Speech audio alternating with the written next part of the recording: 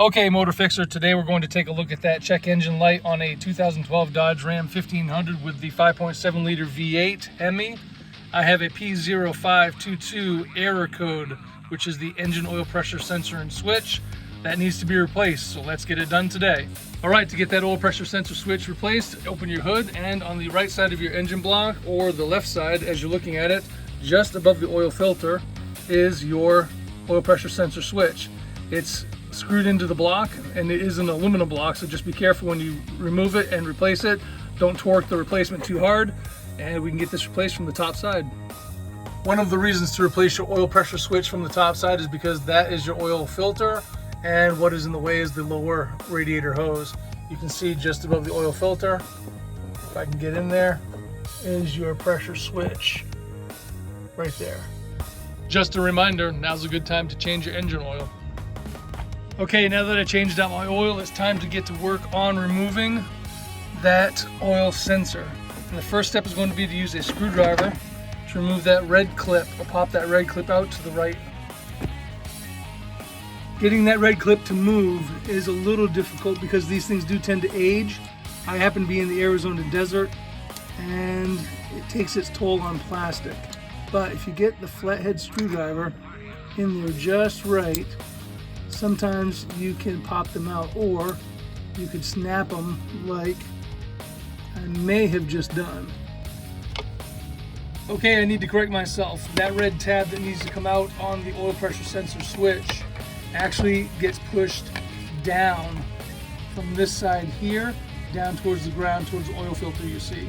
That is the end that pushes in, and the other side has a little clip or a little 90-degree edge that if you have access to it, you can put a flathead screwdriver in and pull out. I was trying to pull this side out here, and I snapped that little end a little bit. You should be able to push this end down in and release it so you can get the electrical connector off.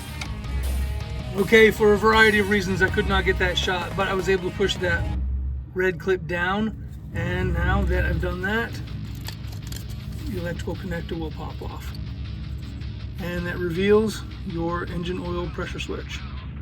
To give you an idea of how tight things are down in there to get that electrical connector out and push that red tab through, I was not able to get a flathead stubby in there. It's too long. I actually had to get a 90-degree pick and push down on the red tab using the end of the pick. It's tight. Next step, grab a 1 1/16 inch socket, and it's probably going to be a 1/2 inch socket, just so you know, as well as an extension. And you should be able to get in there and get that oil pressure switch out. Okay, we have our 1 1/16 inch socket on the oil sensor, and we have our extension and a 1/2 inch ratchet. So start turning, and in my case, it's turning off really easy. Now keep your drip pan underneath your truck, just in case a little bit of oil spills out. I've already drained the oil because I'm changing the oil right now. It shouldn't take any more than about 7, 8, 9, 10 turns, because that thing is not in there very far. You can see that the tension is already letting loose.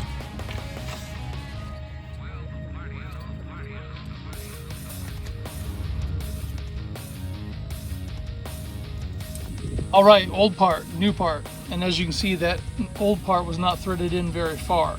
That's why it came out so easy. So make sure when you put these into the aluminum manifold, you don't over tighten them. You don't want to damage anything.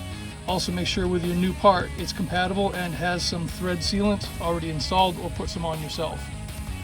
For the last check, you want to make sure your connector is the same so you can put it on the electrical connection and get this thing installed. Let's go.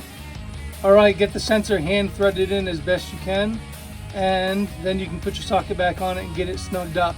You only need about 18, I believe it's 18 foot-pounds of torque, so don't crank down on this thing. I was able to get the new part installed, initially tightening it by hand and then using my socket and ratchet. I got that thing tightened down to the right torque, and I have partially installed the electrical connector. As you can see, once I push the electrical connector on all the way, that red tab at the top will need to be pushed in or down to the left, and that will lock it back in place. I also torqued this in a way that the electrical connector is set up. If I need to do this again, I can more easily access that locking tab.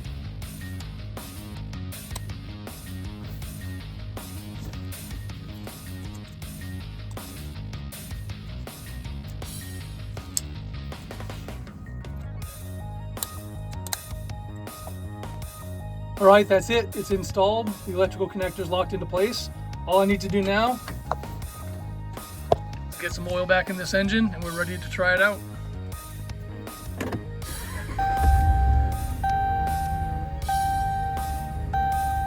No more codes. We're good to go.